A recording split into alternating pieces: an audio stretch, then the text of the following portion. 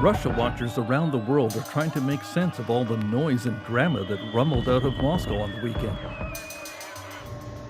An armed mutiny that was headed for the capital. Desperate attempts to stop it by a shaky regime. Mama! Mama! Russian planes being shot out of the sky by other Russians. Was it really an attempted coup d'etat? What will be the consequences? Has Vladimir Putin been fatally weakened? Sometimes what is unfolding in Russia looks like a Shakespearean drama, family internecine warfare featuring 4 protagonists that are almost like brothers. Of course, there is Vladimir Putin, the oldest at age 70, his defense minister Sergei Shoigu, who is slightly younger at 68. His military chief of staff, Valery Gerasimov, is 67. Then there is the considerably younger and perpetually disgruntled Evgeny Prigozhin, who is 62. Defense Minister Shoigu seems the closest to Putin. They take manly vacations together, but neither ever served in the army. It was apparently on one such holiday that the two of them came up with their bold plan to attack Ukraine. Expatriate Russian journalist Konstantin Egert now works for German TV in Vilnius, Lithuania. Shoigu, he ingratiated himself with Putin and became, frankly speaking, a yes man to whatever Putin said. Is that Putin thinks of Shoigu as extremely loyal, and that is something that Putin cherishes above all. Then there is Chief of Staff Valery Gerasimov. When the Russian war effort in Ukraine didn't seem to be going too well under Defense Minister Shoigu, Putin turned to Gerasimov as next in line and put him in charge. At the time, many said Gerasimov was like the smarter brother. At Radio Liberty in Prague, expatriate Russian journalist Mark Krotov disagrees. How can you call smart a person who blindly agreed with the initial plans of the war? We all understand that it was a huge mistake, so how can you call the smart person who just who did that? When the attack plan of the oldest 3 protagonists was faltering, that's when the youngest, Evgeny Prigozhin, saw his chance.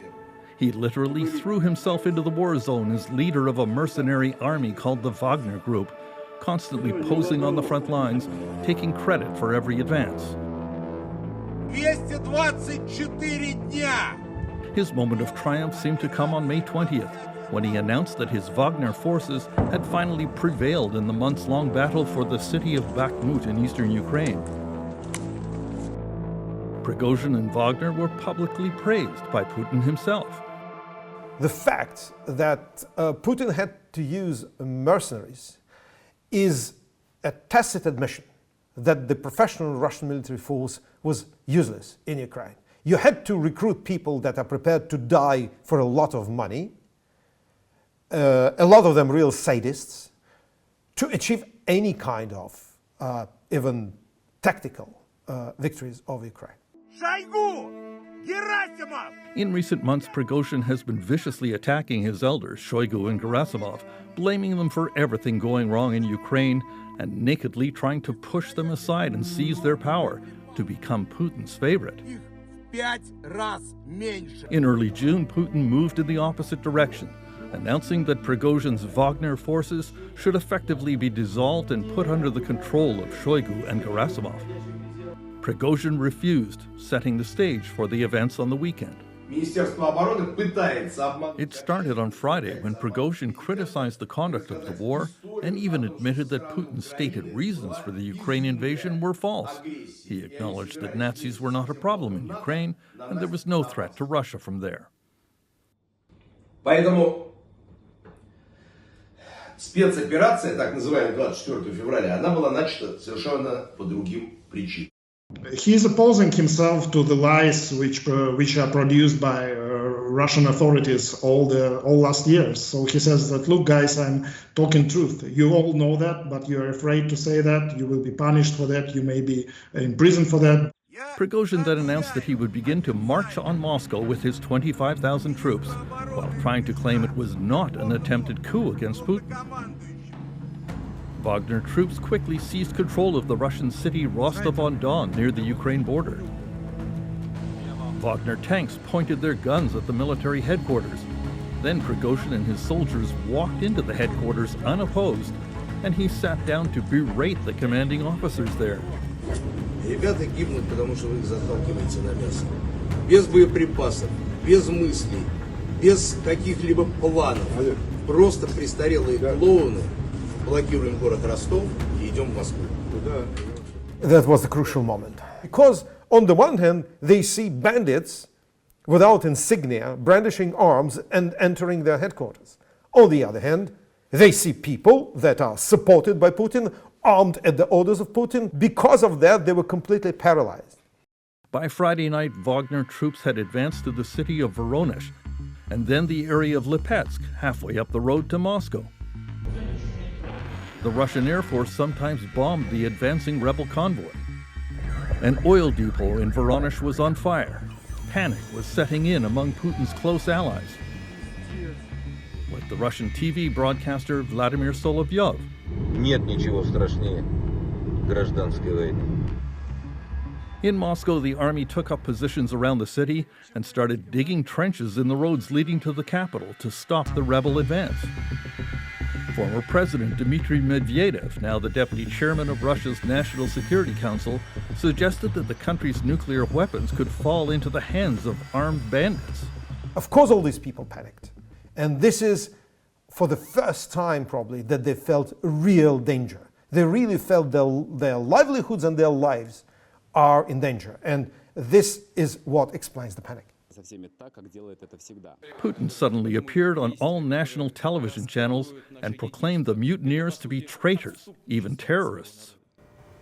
Тот, кто организовал и готовил военный мятеж, кто поднял оружие на боевых товарищей, предали Россию и ответят за это. Это удар в спину нашей стране и нашему народу. As he often does in big moments, Putin reached back for historical analogies. He referred to the famous mutiny of the Russian army in 1917 that led to Russia's withdrawal from the First World War and the overthrow of the Tsar. Именно такой удар был нанесен по России в 1917 году, когда страна вела Первую мировую войну.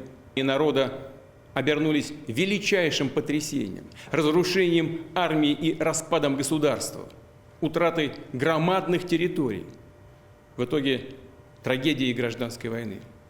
It's the most stupid example Putin could have ever brought to the table. Back in 1917, Russian authorities actually lost. So how can you compare yourself with the guys who lost? Everyone saw an old man who was distracted from reading yet another history book and trying to find his way and actually trying to remember that he is, in fact, commander-in-chief, head of state, and frankly speaking, a dictator. Then, on Saturday evening in Russia, as quickly as the mutiny started, it came to an end. The Belarusian leader Alexander Lukashenko announced that he had mediated a deal with Prigozhin. The Wagner leader would be allowed to escape prosecution and come to Belarus, and his troops would finally agree to sign contracts with the Russian army and submit to the formal control of Russian generals. Мы разворачиваем свои колонны и уходим в обратном направлении в полевые лагеря. His idea of this march on Moscow was backed up and helped by his knowledge that there was someone inside the system that was ready to help him. And my suspicion that that was exactly the case, that there was someone who was ready to take over, someone who promised help, someone who probably actually helped a little bit, but then for some reason decided to get out of the picture. And that is why Prigozhin suddenly stopped and had to accept this strange deal. Mama! Mama! At day's end, it emerged that Prigozhin's forces had shot down 6 Russian attack helicopters and 1 fixed-wing aircraft, which reportedly killed more than a dozen Russian airmen.